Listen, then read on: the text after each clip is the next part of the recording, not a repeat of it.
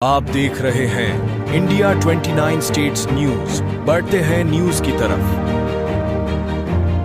ఇవాళ మళ్ళీ మా శాసనసభ్యుడు కౌశిక్ రెడ్డి గారు ప్రజాస్వామ్యం గురించి మాట్లాడినాడు.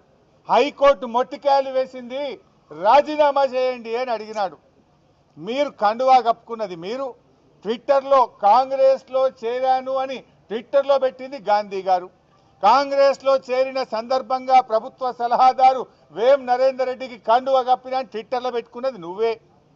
ఇవాళ నా నియోజకవర్గ అభివృద్ధి కోసం కాంగ్రెస్లో చేరుతున్నా అని మీడియాలకు ఇంటర్వ్యూలు ఇచ్చింది నువ్వే.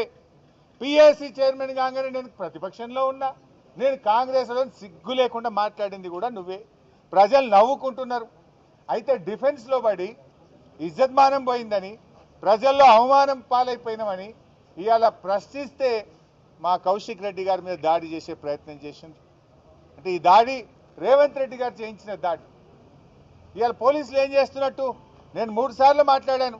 మా ఎమ్మెల్యే గారిని ఏమో హౌస్ అరెస్ట్ చేస్తారు, గాంధీ గారిని ఆయన ఇంట్లో హౌస్ అరెస్ట్ చేయడానికి అవకాశం లేకుండానా? ఆయన కూకట్పల్లి నుంచి ఇక్కడి దాకా వస్తుంటే ఏ రకంగా ఎస్కాట్లు ఇచ్చి తీసుకొచ్చిండ్రు?